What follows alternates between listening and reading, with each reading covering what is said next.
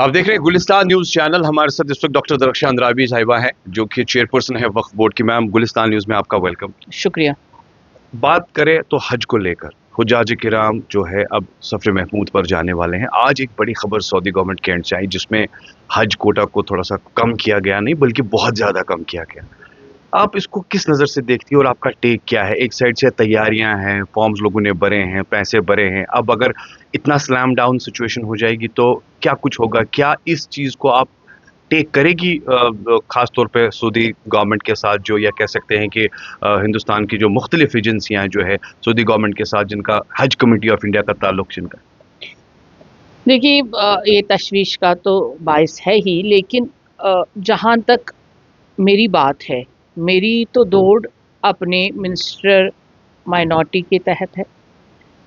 Saudi तक तो मेरी पहुँच है नहीं, और हमारी पहुँच अपने फॉरेन मिनिस्टर तक है, उनकी पहुँच सऊदी गवर्नमेंट तक है। और जब ये पूरा सिर्फ कश्मीर के लिए कम नहीं हुआ, ये पूरे भारत में ये कोटा जो है कम हो गया। उसकी कमी यहाँ पे कितनी होगी JNK में, वो भी देखा जाएगा, कितना % हमारा कम हो सकता है।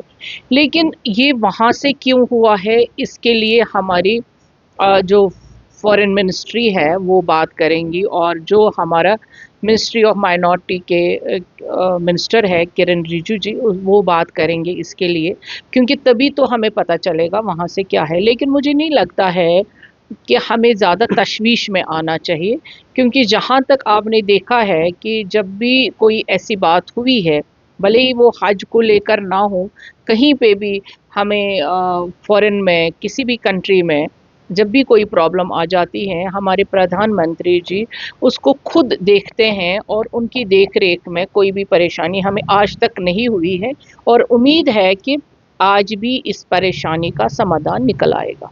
आपको नहीं लगता है कि एक बड़ा इंपॉर्टेंट टेक है, और इस मसले को सुलझाना या आगे तक पहुंचाना, फॉरेन मिनिस्ट्री तक पहुंचाना बड़ा इंपॉर्टेंट है, खास तौर पर क्योंकि जिस तरीके से आपने कहा कि प्रधानमंत्री नरेंद्र मोदी जी हमेशा कोशिश करते हैं, तो आपको नहीं लगता है कि सऊदी गवर्नमेंट के साथ बात करनी चाहिए और इस मसले का हल ढूंढना चाहिए? देखिए, हमें तो ये लगता है, लेकिन आप जानते हैं, अगर हमारा कभी भी कोई भी बच्चा, आप देख रहे हैं कि फॉरेन में अगर कहीं पे वॉर हुआ या कोई बच्चा बीमार हो जाता है, या कहीं पे भी जब हमारे फॉरेन अफेयर्स की बात आती है, तब हमारे प्रधानमंत्री जी और गृह मंत्री जी और फॉरेन मिनिस्टर खुद इन चीज़ों को ले लेते हैं। मुझे याद है जब हमारी सुषमा स्वराज जी फॉरेन अफेयर्स देख रही थी, तब भी कितने बच्चों को लाया गया और कितनी चीज़ों को देखा गया। तो आज जब ये बात सऊदी गवर्नमेंट से आई है, तो मुझे यकीन है पूरा कि हमारे प्रधानमंत्री जी भी और हमारे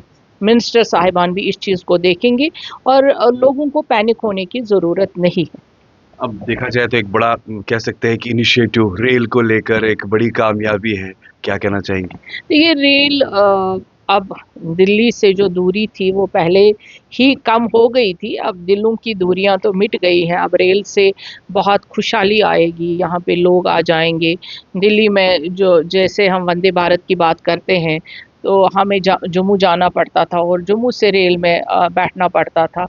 अब वही रेल दिल्ली से हम बैठेंगे और यहाँ पहुँच जाएंगे।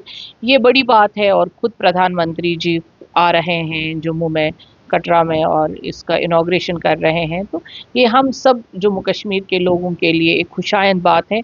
और भी डेवलपमेंट होगी, क्योंकि आपने देखा 5 अगस्त 19 के बाद जम्मू कश्मीर तरक्की की राह पे गामजन है, और ये तरक्की अब खुशहाली में बदल जाए, ज़्यादा बेहतर है। एक आखिरी सवाल, जो कि कई सारे लोग जानना भी चाहते हैं, स्टेटहुड की दूरी लगातार दिखा, एक तो दिल्ली की दूरी चलिए वो तो हम बात कर ही रहे हैं, नज़दीकियाँ हैं।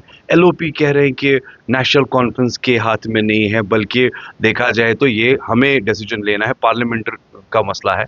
मैं जानना चाहूँगा, आखिरकार स्टेटहुड में कितनी देरी लग सकती है, या इतनी दूरी आखिर क्यों, जबकि दिल के साथ साथ नज़दीकियाँ आगे बढ़? देखिए, अब जो लोग ये राग अलाप रहे हैं, स्टेटहुड स्टेटहुड, काम करने से उनको कौन रोक रहा है?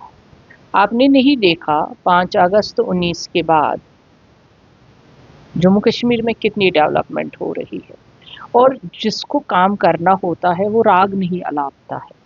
और स्टेटहुड वक्त आने पे हमारे प्रधानमंत्री जी और गृह मंत्री जी ने जो वादा किया है वो पत्थर की लकीर है, और पार्लियामेंट में ये बात साबित हो गई है, और पार्लियामेंट में ही ये फैसला हो जाएगा। और मैं ये कहना पूरा चाहूँगी, पार्लियामेंट में ही ये फैसला होना होगा।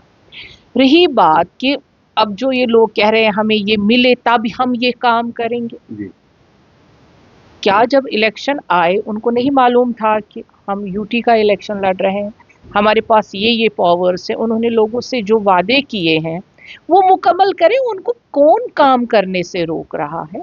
चलिए ये मान के चले कि नजदीकियां या अभी भी दूरियां हैं स्टेट कतई नहीं दूरियां हैं, दिल की दूरियां कब की मिट चुकी है दिल्ली से।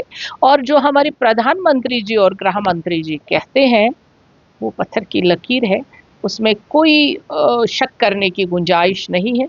अभी जम्मू कश्मीर तरक्की की ओर बढ़ रहा है। क्या इस चीज के लिए इंतजार करना होगा कि ये मान के चले कि बस इंतजार की घड़ियां खत्म हो गई? देखिए वो पार्लियामेंट में ही आएगी बात। दरख्शां अंद्राबी अभी उतनी बड़ी नहीं है कि मैं इस बात का जवाब दे सकूं। चलिए यहाँ हमने देखा कि बात की यहाँ पर डॉक्टर दरख्शां अंद्राबी से, और ख़ास तौर पे हमने बात की हज कोटा को लेकर। इसके साथ साथ देखा कि रेल की भी एक बड़ी खुशी है। फिलहाल स्टेटहुड के हवाले से कितना इंतज़ार करना होगा ये हम भी नहीं जानते हैं, मगर हमने जानने की कोशिश की थी। एक साइड से दिल की दूरी, दिल्ली की दूरियाँ जो है, अब ये नज़दीकियाँ, ख़ास तौर पर ये नज़दीकी सफ़र बहुत जल्द जी हाँ मुकम्मल कब होगा हमें भी इंतज़ार रहेगा, जो मानना है ख़ास तौर पर दरख्शां अंद्राबी जी का। With video journalist Mohammad Shafi के साथ सईद इरफान फाजिल, गुलिस्तान।